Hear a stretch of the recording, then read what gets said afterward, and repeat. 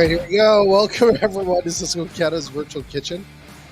We got no intro anymore, so no the funky jingle Jeff used to dance to. But we've got a great show lined up, and we have Core's Food Service in the house.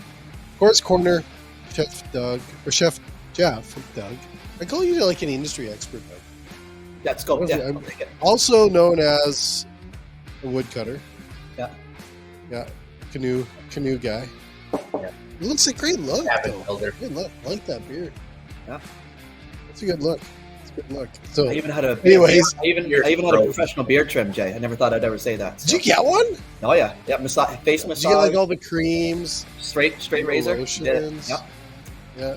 Yeah. We got pretty boy Jeff out there all polished up, ready to go. Oh, look at me. I'm always polished. It would take me 3 years to grow a mustache, so. That is awesome. Well, you know what? We have a great show, folks, and we're dedicating January and February to all the shows, all the content to fighting food inflation. It sucks. Period. The prices are high, products are out there. There is so much enormous negative content out there about what's happening, that you're doom and gloom and stuff like that. And we don't want to do that. That's easy to do. It's much harder, which is more rewarding, I believe, if we talk about solutions and ideas like Chef Jeff and Doug are going to talk about today on our show on how to fight food inflation. And I think that's the key, is that it ain't going to go away as much as we complain and worry about it. It's going to be there. So we need restaurants. We love going out. We just got to come up with solutions. That's all it is. So, Jeff, do you want to kind of just share what we're going to do today with you?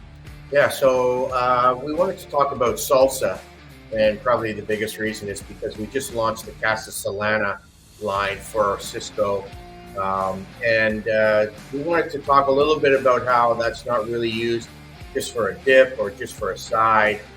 I wanted to incorporate that right as an ingredient in a few of my dishes I did today. It's a low-cost way of adding big flavor to dishes. So, I created 4 quick, easy dishes that they all work at most restaurants, and we're hoping that you like what we did. I hope I do too. Yeah. So I do want to ask, so I'm going to throw this over to Doug, because Doug, you're in the industry for a while. Yep. You know stuff. You got stuff going on. What do you see from this whole food inflation thing? What's your perspective on this? Are we doomed? You know, as someone who sells food for a life, a living, the concern is everyone's going to peek at their holiday bills, what they spent on presents and restaurants and going out, and we're going to see a slowdown, right? So how do we overcome that? And, one of the things that you guys are so great at is championing is how do we create meals at a reasonable cost and people are still going to restaurants? Well, you guys create these amazing ideas with Chef Jeff, and when you guys come to it's the your platform platform for us to use. So yeah, exactly. We'll just keep screaming for you. Yeah. But I think and that's what I think everyone needs to know, is that there's solutions out there. So over my career, I have met with thousands of restaurants, especially when I led the business resource and created the business resources for Cisco, is I've met with a lot of restaurants over the years, thousands. And I would say there's so much opportunity to save profit in other areas than having to increase your menu to dramatic high prices. Yep. Like that, I'm just saying that. And honestly, like, how many restaurants are doing inventory every day and checking their inventory costs, weighing their food, checking alternatives, looking at their waste, looking at their theft, right? Yeah. Like we look at all these other things we can do before we, pull the trigger and increase prices where people just won't go out and they'll reduce foot traffic. So there's so many. I bet you I met with 5% do everything that you can think of. 95%, which is in a way, we always used to say, it's, you should be doing this, but in a way, these kind of things you can implement some of them and save so much money that you might go, wow, I don't really need to bump my prices that much. I can save on my waste. I can save on here. Yeah. It's a great call out. I was at a large commercial chain last week, and the girl up front, our server, was weighing tortilla chips. Yeah. Right. So being smart about the small stuff to save money. Another example that, and I love, and this is restaurateurs being clever and creative and keeping people coming through the door, is they had a value menu. So LTOs, specials, what you call it, and it was all value items. So, what Jeff's doing today, Chef Jeff, is here's 4 items that you're for the week. And if you want to save money, or if you want our traditional hamburger, you can pay our regular price type thing. Yeah, you know, that's great. You know, and that's giving options. And I think the other thing on that, and I think that's what Chef Jeff is going to show today is, and I say this all the time, and I did some posts the other day, innovation. Yep. Create new products all the time. Change your menu. Yep. Adjust new things, right? If they're always introducing new things, people don't know really the cost of what those were. Yeah. If you're introducing a new item all the time, change it up. And digital menus, regular menus, I know are hard. Sometimes you have to, like an LTO menu is inexpensive to print. But I tell you, new items all the time help big time fighting inflation. Yeah. Well, you know, the days of just grabbing a handful of cheese to go on the top of something, or a handful of fries, you know, even bacon, everything should be prepackaged now. And you have it all set in your fridges so that if you've got a dish, that's the portion you need of that product, and that product on the dish. And amazing how much money you can save just by doing that. And everything coming in now is almost pre-made anyway. So let's just take time to portion it instead of, doing a lot of the other things. Well, no, you know, I put this call out to everyone, maybe that's going to watch the show today or, you know, later on demand, is how many people portion their fries? Yeah, it'd be a great little poll to put There's out a there. challenge. Yep. Right? Yep. You know, there's a challenge, because I tell you, I have seen people save thousands of dollars by portioning their fries. That's a great call out. Yeah. Right there, that's a great call. You know why I always say this, and before we get into this, I was going to talk about this because this is my philosophy: is French fries, bread, spices, and I'll share why I say these products is sometimes recognized as a chef. Is then they're not that expensive, so they're I call them high risk items, and what they're high risk of being used improperly, right? And I'm going to use this in the boys over at Restaurant Owner, and I did a shout out today about them because I think they're one of the best companies out there online to help people with resources. Is Jim and Joe did this thing way back like 15 years ago. We used to talk about the toothpaste. So I was thinking about this last night for today's show. So, how many of you went and bought toothpaste lately? But toothpaste is like $5 a tube now. Yeah. Okay. When toothpaste was like $1, which wasn't that long ago, $1.50 for a tube. How did you use toothpaste? Yeah. Right now it's $5. I guarantee it. We're probably portioning it a lot differently on the brush than we used to, and I guarantee it. We'll be crimpling it up as best as we can at the very end to try to get that little bit out at the very end when it's $5 a tube. You bet. So when I say that, and I look at these products like fries and breads and different things out there, those are high risk items. We typically have improperly used them in the past. And we typically are the ones that always snack from the old fry bowl on the line. Right? They make too many all fries the time. You know what it's like that. Like, I have a couple fries for them and a couple for me. Right? Like, or you put a little extra, you put it in the basket, or in the basket a couple extra wings fell out, or a couple nuggets. We all did it. Come on.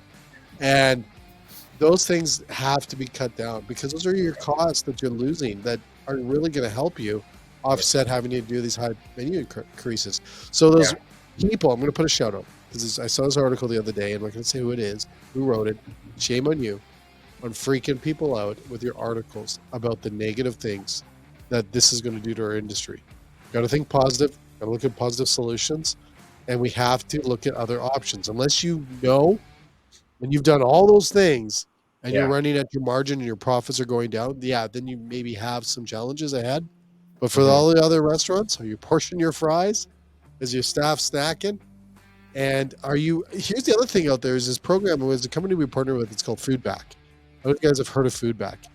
But Foodback is an instant live feedback app that if you order something from a restaurant, you can instantly tell them what you think of it on the spot, and it goes directly to the owner's phone. Wow. So if I go in there, you know the old days, the bathroom, and you go push the button, and you know, like 2 weeks later, the guy gets a report and tells him his bathroom's dirty. Well, it's too late. This is on the fly. So what you do is if you are doing an LTO menu or you are doing some adjustments, why don't you hear feedback from your customers instantly? Right. Put a little QR code on the menu Yeah. Put a little tag when they're ordering it. What do you think of our prices? Hear Yeah. from them, because they may even say, you know what, it's not that bad. Great, lots of value product, right? You can have a couple questions set up, and your management is instantly getting that, but you're trying to figure out if your prices are too high or too low. Why don't Yeah. you get it from your people ordering in your kitchen or in your restaurant already? So that makes them a return. And Right. they will probably, most customers will probably be honored that you're asking for their opinion. Yeah, I like that idea because going into a place now, it's quite expensive now, right? Even if you get 4 burgers and a couple beers, it's not cheap. And if you're getting bad service or something turned you off on that, you're probably not going to go back, because you're not saying to yourself, you know what, I'd go back because, the food was reasonably priced and it was pretty good. Now you're like, hey, you know what, it's not reasonably priced. And so to have that feedback go right away and have someone, take care of it, you're always looking, oh, I'll go back. Maybe they You fixed can it. just, you get it's like your market researching your customers, right? You do a little research. Yeah. And, ooh, that was a little high, guys. Maybe we have to adjust, pull the price down. Here we're getting feedback. But unless you're getting feedback and the whole world knows food prices are going up, you don't even, like, what are you going to do? Yeah. Right? Yeah, Like, Jay, I love the comment you made at the start. So instead of chasing inflation with menu pricing, we need to be creative, right? Mhm. So Yeah. the creativity part has to be the solution, and not necessarily chasing pricing. And that's from a consumer, from an operator, from everyone, right? So Yeah. So Awesome. even when I approached today, I said, well, we've got to do something that's probably already on the prep fridge side, right? And that you can just use in new ideas.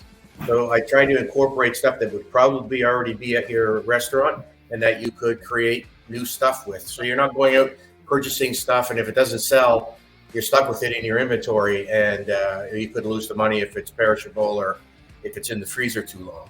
So today we tried to incorporate stuff that you would have on your line anyway, and work through that. Awesome. Well, Jeff, I'm going to get you, Jeff, get you and get going here on some ideas and stuff like this. And I'm just going to do a shout out to everyone that's also watching us on IGTV or Instagram. What I call that. I don't know if IGTV even exists anymore. Yeah.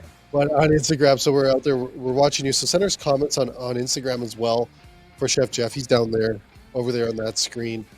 And let's go, Chef. Let's see what you got. Yeah, so like I said, I wanted to incorporate the salsa into some dishes and not just use it as a side. So when I'm talking to you, of course, and talking to Doug, we said that we would do something maybe for breakfast. And I know a hot topic right now are egg bites. They're getting them at Starbucks quite a bit. Everybody knows you can get them there. Okay, I tried this, Jeff, the other day. Yeah. And I suck. So you better show me how to do this right. So it's actually not that hard, Jay. So maybe you could tone up in the kitchen. That's why I have chefs on our show, and I So don't. all I did was I mixed up my eggs and I put salsa in it. I put some cheese and a little bit of bacon, and I put them in the muffin tins. I sprayed the muffin tins and baked them.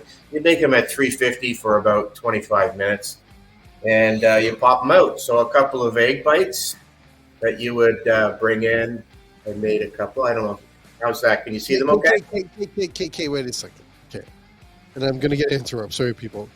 What did you do to make him the high? Because mine turned out to be like a flat, sad puck. Well, did you beat your eggs before you put them in? Yeah. If you incorporate enough air into your eggs with a whisk, and then get them in the How hot did you put the oven?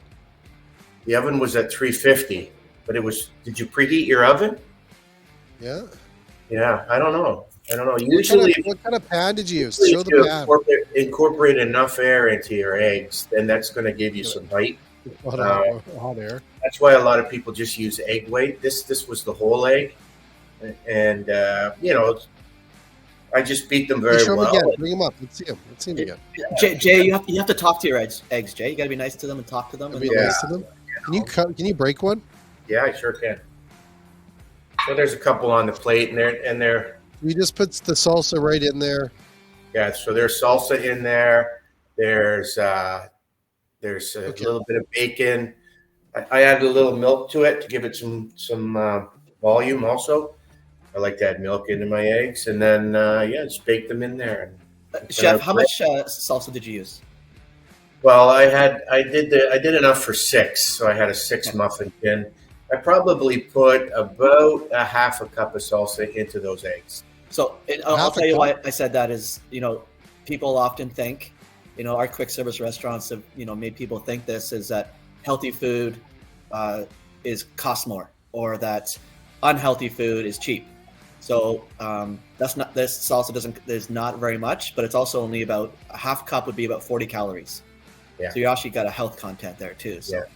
And they're big, if you're dieting now, that's a big keto item and big on most diets now, especially if you're doing the egg white one. But yeah, they're a great option to just sort of grab and go, or if you're doing the grab and go, and but also look pretty good if you're sitting down and having a breakfast and you don't want to have bacon and sausage and toast. You can have an egg bite and eggs for dinner. Chef, I gotta ask you, can you bring the plate up? I have a little fun here with Doug. Okay, so that's what you would say. Now, what kind of dip did you put in there? Did you say, is that the salsa? I just did salsa. Yeah, I put a salsa with it. So that'd be salsa. It could be like a cool ketchup. Yep. Spicy ketchup, sriracha ketchup. Right. Dijon ketchup. Dijon ketchup? You know the Bare Naked song? Anyway. Yes. I had $1 million. Thank you, funny one. Anyways, I was gonna say this is that show it up there. So if you had that on your menu and you were like a pub, a little breakfast place, what could you sell that for, Doug? What do you think? Honestly, don't go crazy on me. I'm in Alberta. We don't have high prices like you guys do. Yeah, we do. Let's go around the $10 range. What do you think, Jeff? Yeah, you think for 2? Yeah, $8.99, $10. If you went into Starbucks and grabbed them, I think they're around $5.50 now for a couple. I think they're higher. I've been to Starbucks in a while, so. But yeah, like if you're going into a restaurant, you're paying to sit down. You're right. You're right around that range. Yep. So a combo $8.99 with a coffee. How's that? That's great. Love it. Yeah. Great idea. How much it cost you? Those are about, I'm paying retail, so it's tougher for me to figure it out. So I try to figure it out. They're about 37 cents, right? How much? 37 cents each. So are you saying under $1? Oh yeah, for 2 of them, for sure. So a buck, coffee, 50, 60. So you're probably you're under $2 on cost if you did that on a combo with a coffee. Yeah. The premium coffee or a latte, $8.99. Take 1 egg per thing. So, You know what I like about eggs, Jeff? Is that they typically fill you up pretty good. Yep. And they're full of everything you need. Yeah, like you're going away full. They're probably the most complete food in the world. People don't realize that, but they're actually really healthy for you, right? Yeah. Yes, some of the major coffee chains are marketing this as a quick, easy, healthy, and get all your amino acids and everything you need for the day, right? So, yeah, cool.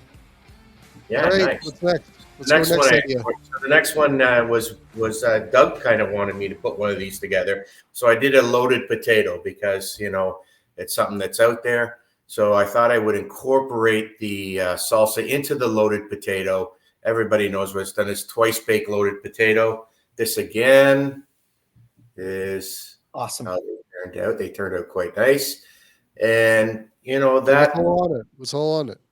Yeah, so like a loaded potato, really, you've got everything on your line that you just pop on there. They're about 95 cents each to make, and then I've seen them on menus for one for $7, $7.50. I think Kelsey's is selling one for $7.50. So yeah, it's people love them. It's very kind of for certain people, kind of a roadhouse type thing, but it's again something that maybe if you've got your potato and you haven't used it for something else and it's been sitting, you could do the loaded potato. Very simple dish. Scoop it out, mix in your ingredients, put it back in, and bake it. So yeah, I think it's a good way to put something out, of course, that people will eat. It's a great if you've got maybe a team coming in. in the evening, and it's a great way to sort of fill them up after a game and offer them something different than wings or nachos. I think a loaded potato works very well in that. And Jay, you alluded to something earlier on this, and Chef, you can speak to it. This is the ultimate item with danger ingredients, right? These are items that you can just sprinkle the cheese, throw the sour cream on, put the bacon bits on, whatever it is, and not anything you want. Yeah, and then you need to measure, right? If you want to control costs and be profitable, these are items that need to be measured. And you can upsell a loaded potato, right? Let's just say, you wanted to put some other ingredients on the top. You could upsell that, different cheeses. Right? Did you say you twice baked this, Chef? Well, you bake it once, obviously. It's soft. You scoop out, and you mix all your ingredients, put it back in, and you bake it again. Melt the cheese on it, get it hot. So that's that next level versus our traditional potato skin, right? Having that twice baked application to it. It's fantastic. Yeah. This leads me to the idea and the concept around waste. I've done a lot of waste controls with restaurants over the years. I used to help put waste programs into restaurants. And I think we have to look at this again. And I don't know how many restaurants are tracking waste? Yeah, not many. Not many, right? Now, why I say this, and there's many things that comes from a waste program. It's actually quite multi-layered on things that comes from doing a waste program. First of all, it doesn't cost you anything other than maybe a few minutes to put some pails in there, move your garbage cans, and put a process in place. But when you look at the things that we throw out, I have heard from amazing chefs in the industry that we've actually helped introduce waste programs into their business that took the products and reused them. And why I say that is you said potato skins. How many times in the past, and I don't know if we were using potato skins like we used to because it was such a great trend through the 80s and early 90s, that those things came from recession. I didn't want to say the R word, but those times when there was economic worries, those potato skins didn't happen because people were like, hey, let's use this. It was because we were starting to be innovative on products we were throwing away. That's a great stat. I love that. Right? So we have to look at those things again. What are you doing? I remember Chef Liana was talking about what she was doing with potato peels when I introduced a program in one of the establishments she was running. Right? She started doing stuff with that. So I don't know if Chef is watching us on Instagram, but we did that. And there's different things you can do that you're throwing out that can be used as an ingredient, like those good old potato skins. And I haven't seen potato skins on a menu in years, man. Yeah, that's right. And so where are those going? Where are those going now? Yeah, that's a good call out. Right. Where are they going, man? Or where are they going? Is anybody baking a potato anymore? I don't know if they are, but it is an option to get out there if you've got something. Maybe you got, you got a diverse menu where you have a baked potato, then you can use them up, or you actually just bring them in as something, like I said, that you can use at certain times if people love it, right? And but potatoes aren't that expensive, and they're a good cost way to sort of make good money out in the industry. Yeah, they're certainly not in the lettuce category these days, so that's a good thing. Yeah, that's funny. Yeah. All right, what's next, Chef? Yeah, so then I thought, well, what am I going to incorporate some more salsa in? So I actually made a queso mac and cheese. So I created the cheese sauce with the salsa as a queso, and I did a mac and cheese because looking at the trends that are coming in, people are getting back to that the old style foods and the home comfort foods. So I did make it. We can have a 4-hour conversation about comfort food. Oh man. So why do we love a body food? Like mine from not eating comfort food? But why does Jeff have a body like his? Yeah, so I made a queso mac and cheese. It's just like the mac and cheese. So why do you call it queso? Well, queso sauce, right? So it's cheese sauce with salsa incorporated in it. The queso the cheese dip that you have with nachos. Yeah, I created a queso instead of just a cheese, so it gives you that depth and spiciness to it.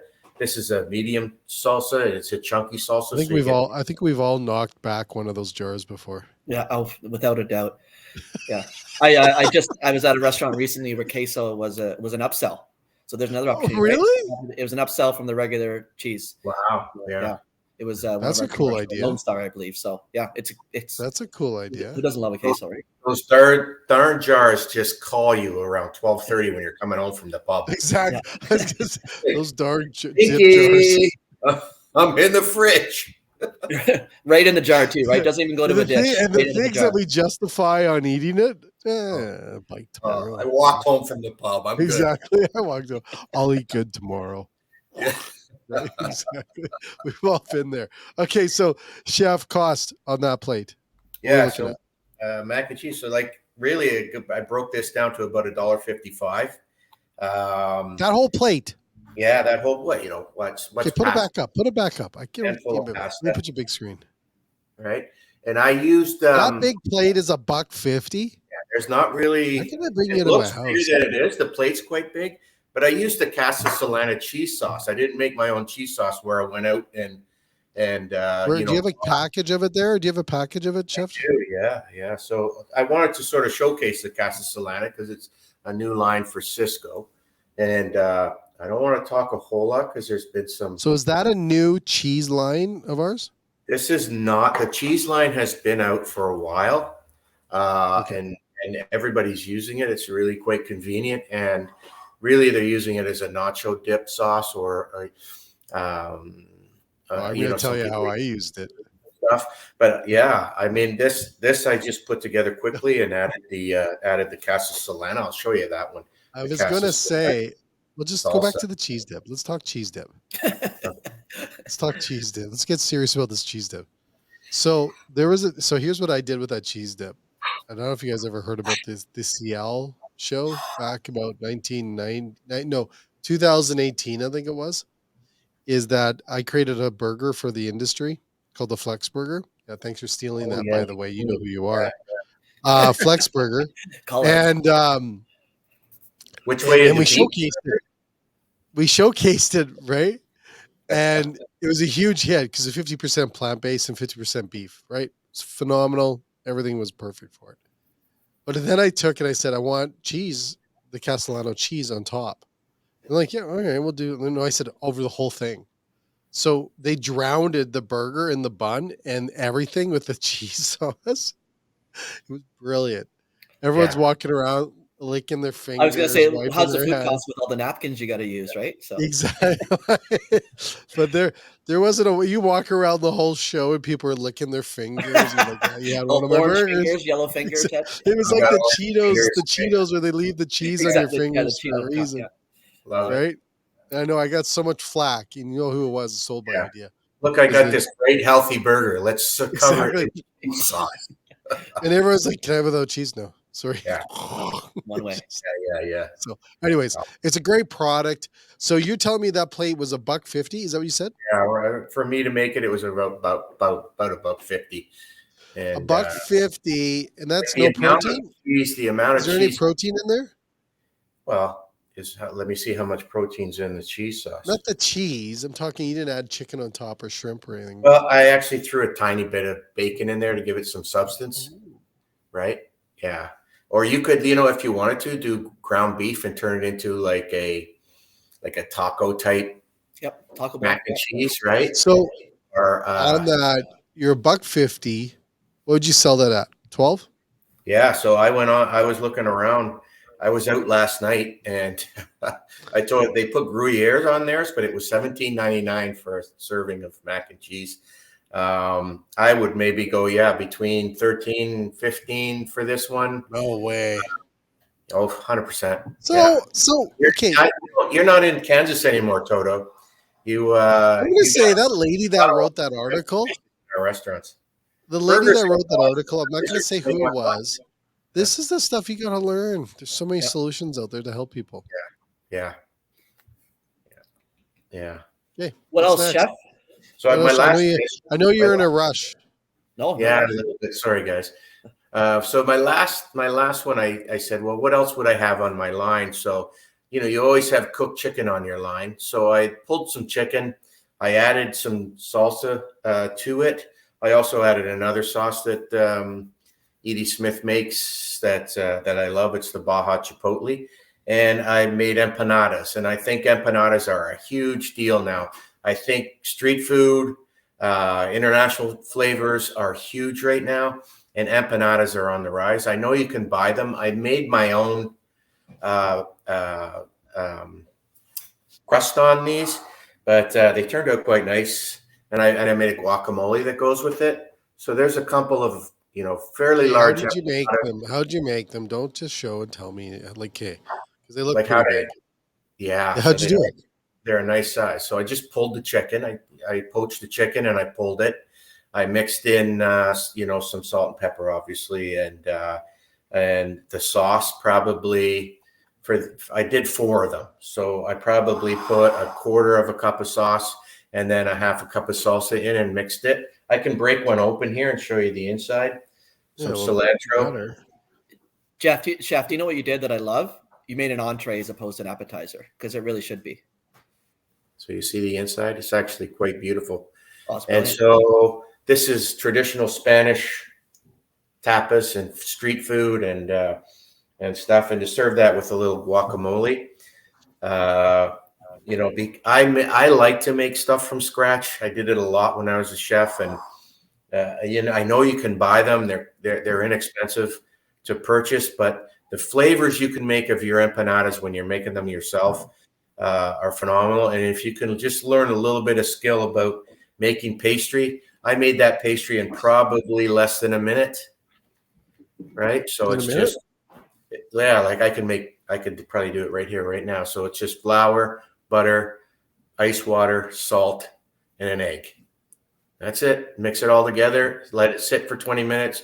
Because when you make a pastry and you add a liquid to it, it may seem dry, but it still hasn't absorbed all the liquid. So you have to let it sit for a while for that flour to absorb the liquid. That's when you end up with a nice ball of pastry. And so I let it sit for about 20 minutes, rolled it out, stuffed it, and baked it. Bakes in the oven at 375. And I made 4 butter on top, Chef? I actually egg wash those, okay. And then what I put on top, I made a spicy mayo that I spread on the top. Just as some decoration. I wish we lived closer. I would be there. Guacamole, which of course I used the salsa in instead of just tomatoes, right? Ooh. Okay. Yeah. Cost. Yeah. So that one, I would say, I'm probably around the $2.95 mark. Okay, so under $3. Our goal was under $3 today. And for two, you could probably get around $15.99. What? Listen, I was a Spanish restaurant here in the city is selling 4 for $30. Boom. With fries? Did it come with fries? No. 4 for $30. Yeah. You just beat the baloney out of food inflation today, Jeff. There you go. Yeah. And it's just, for me, I just think it's stuff you've already got on hand. So why not be a little more, look at what people are asking for out there. You're trying to look at the trends. And I know if you watch Cisco Virtual Kitchen a lot, you get a lot of trend information. So you know what's coming up. And we know the trends for 2023 are coming. And I think I just got a couple of newsletters in the last couple of days about the new trends. And hopefully we'll be on that throughout the year, but this is a good way to be on trend. And I really think people are looking for street food. You know what I mean? Like they love that idea of getting an international street food. And it's so simple, and really to make it, that's why it's street food. It's cost effective. Right. Yeah. I think it's funny because I think it will be interesting how people really navigate their way through food inflation and what they're dealing with and all the great ideas that are going to come out of it, like these ideas you did today, Chef. And I think we just need to have more conversations, challenge each other, right? To go for the $3 under cost, right? It'll be amazing. I'm always amazed. I'm still amazed by your pasta there for $1.50. Yeah. You figure you can get it. I bought retail, right? You get a big box of macaroni, and for one portion, it's not that much. And if you're using the cheese sauce, the one thing I like about using the Casa Solana is I don't know if you've made your own cheese sauce ever, but sometimes it turns grainy, and that's a process of cooking it too quickly. And that happens because because you're in a hurry in the restaurant, or somebody who doesn't know, the techniques is making the sauce. So this one gives you a creamy, beautiful consistency. It's already made, so you're pushing it, and you make sure all the portions are right, and it's super cost effective.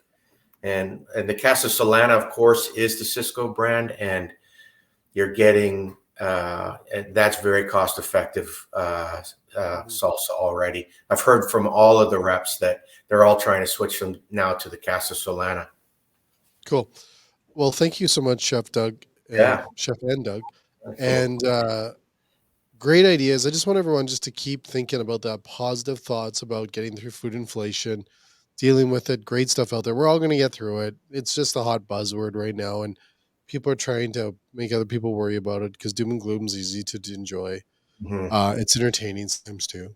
And but thanks again. And we have more. We're dedicating this whole month and next month to fighting food inflation on all of our shows. So Jeff, you have to come back and show some ideas. More All right. ideas. Good. Yeah, for sure. Doug, Hey, what do you think? Happy- Any last happy. words, Doug, to tell the Well, world about food inflation? I think you said it all. I can't possibly finish after that close. So, Do you like that one? Hard what? act to follow. It's not going away. So I love how you're doing a month of it, not just a couple shows.